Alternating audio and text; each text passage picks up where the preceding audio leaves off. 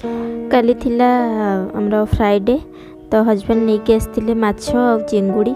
मच्छ मु बन देती सकाଳେ आम पखाड़े खाई देलु तो चिंगुड़ी बाकी से आनी पोई सहित बनवाई तो मु पोईरे किसी बनईकी एमती छोट छोट चिंगुड़ी जोटा कि बहुत ही बढ़िया लगे पोईरे पके बनइले।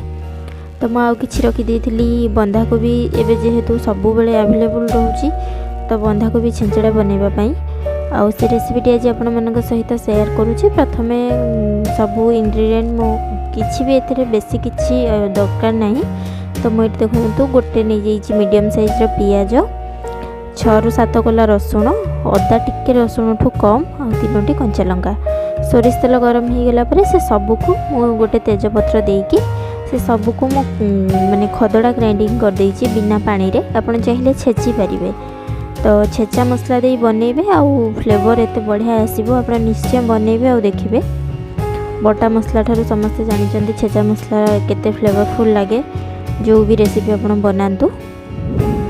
तो एठी मु जहाँ भी मसला को माने दर खदड़ा करके बाटिकी रखी ताको सबको ऐड कर देली तेल रे आउ ताको हमें भल से फ्राए करबा हमरो मसलाटा को फ्राए करबा जेमति हमरो मसला रो कंचा गंध जीवो। आउ आपण नोटिस करथिबे जेतेबेले छेचा मसला पकेकी मसला आपण कसिबे सेतेबेले बास्ना पूरा माने महकी जाए पूरा गोटे अलगा बास्ना आसे। तो ये मसला मु ऐड करिकी गोटे 2 मिनिट भाजिला परे तापर ऐड करबा किछि स्पाइसेस किछि भी एथिरे एक्स्ट्रा स्पाइसेस पड़िनी बस हमर जहा लूण हळदी लंका गुंड। तो मु एठी लूण को पकेकी हमर मसलाटा टिके लागी जाउथला तो मु टिके घांटी घुंटा देली तापर हमें पकेबा हळदी जमती कहती लूण टेस्ट हिसाब रे आ हळदी कलर हिसाब रे। तो मु एठी गोटे टीस्पून हमर हळदी ऐड कर देली कहिना मु जो हिसाब रे बनाउची जेतिकी क्वांटिटी बनाऊँगी तो मुझे एकाथरे लुण एकाथरे हलदी सबकि मसला ही ऐड कर दूँगी। आपन जदि अनुमान न पाइब आप लास्ट रे भी ऐड करें।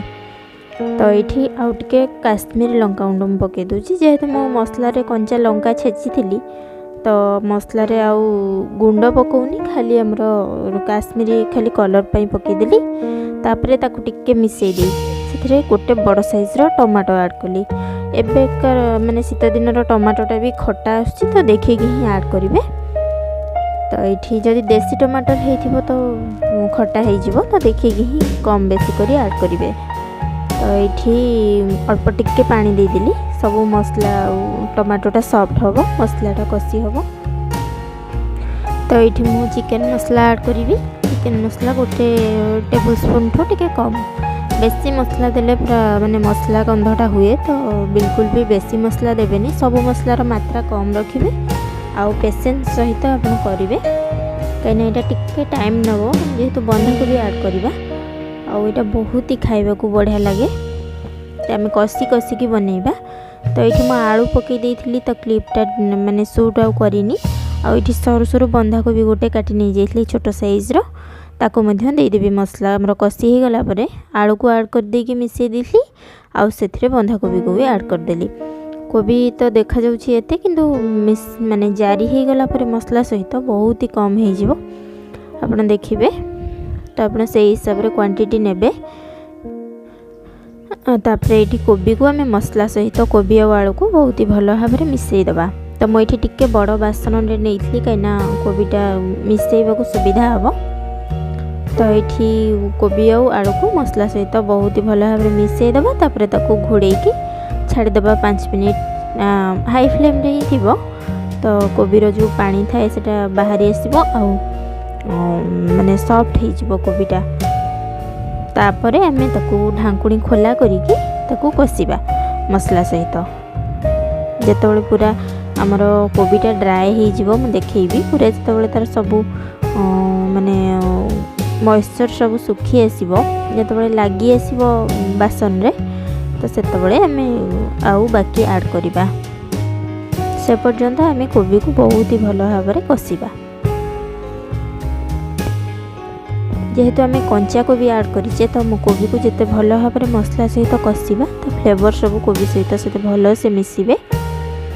तो ये आपड़ चाहिए आउ भी परिबा ऐड करि परिबे गाजर है बैगण है बेसी बैगण ऐड करें गोटे एनफ गोटे छोटे एनफ आउ ग्रीन मटर भी ऐड कर पारिबे। एबे तो सीजन रे सब वेजिटेबल्स आसुची।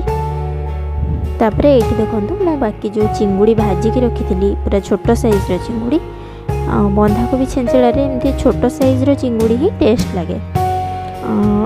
एठी गोटे फाड़ मुंड आ लांज को मु ऐड कर दूची।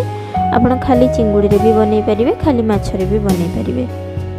तो एठी ताको सबू को आमे भलो से मिसेई कि टिके कसी दबा। माछ मुंड आ लांजटा को टिके भांगी देबी मो गुंड होई जिवो जेमती। बेसी भांगीबिनी कहीं लांज रे कंटा थाए ना बहुत, तो खाली 2 खंड एमती कर दूची, 2-3 खंड। बेसी गुंड हो गले तो बहुत ही कंटा कंटा हो जिवो। तापरे ताकू मध्ये हमें कसीबा 2 मिनिट। आपण प्रथमे माने माछ को गुंड करके भी ऐड कर परिबे। तो मैं एठी एकाथर के सेथरे ही गुंड कर दोची। आपण रेसिपी ट्राए करेंगे, केमिति लगिला कमेंट रे निश्चय जनइबे। कहीं मत तो बहुत ही पसंद पर्सनाली यहाँ रुटी रे खाइबा मत बहुत ही बढ़िया लगे। तो मुझे डिनर रे बनाऊँगी ये रेसिपीटी। आउ एठी मु केतबळे जेतबळे मु जहाँ भी ऐड करिछि आपण से हिसाब रे ही ऐड करेंगे। पूरा जदि मो रेसिपी आपण फॉलो करेंगे तो गोटे परफेक्ट माने बंधाकोबी छेंचड़ार माने टेस्ट आपण पाई परिबे। तो ऑथेंटिक टेस्ट पाइबे। तो ये मुझे देखली जीरा पाउडर 1 टेबल स्पून और धनिया पाउडर 1 टेबल स्पून को मैंने पानी रे बतुरे रखी फेंटिकी से घोलटा को ऐड करदेली। आउ हाफ ग्लास पानी देकी ताको एबे सिम रे आमे 10 मिनिट छाड़ीदबा। जमती आमर आलूटा आउ टिके सिझिबो आउ चिंगुड़ीटा भी सिझिबो। कहीं चिंगुड़ीटा आमे खाली भाजिकी रखीदेले ना, सेटा हार्ड थिला आउ एतरे आमर सॉफ्ट हो जिवो चिंगुड़ीटा। आ देखंतु पानी भी सब ड्राई हो गलानी। एबे मु ताको ढांकुणी काढ़ीकी 7 ରୁ 8 मिनिट हो गला परे ढांकुणी काढ़ीकी ताको मिसई दोची भलो भाबरे। आ बास्ना एते सुंदर आसुथिला चिंगुड़ी पड़ी गला परे। आ एटा मोर माने लगेइथिली छात ऊपर धनिया पत्र, देसी धनिया पत्र। आउ आर भी बास्ना माने पकई सारला परे आहुरी माने एनहांस करथिला फ्लेवर को। तापरे आ गोटे सीक्रेट जिनस आम ऐड करिबा जोटा कि माने एटा भी तार फ्लेवर को एनहांस करिवो। अल्प टिके चीनी 1 टीस्पून ठू भी कम क्वांटिटी देखिकी। तापरे 1 टीस्पून हमर दालचीनी पाउडर जोटा कि मस्ट आप निश्चय ऐड करेंगे सीटा। तापरे ये रेडी हो गला हमर बंधाकोबी माछ मुंड चिंगुड़ी जहाँ भी कहींपारे छेंचड़ा। तो आपन को केमिति लगिला रेसिपी निश्चय कमेंट रे जनइबे। आशा करूँ जे वीडियोटी आपन मन को भल लगी। जदि भल लगी ताहले चैनल को सब्सक्राइब करदेवे और वीडियोटी गोटे लाइक शेयर कमेंट करदेवे।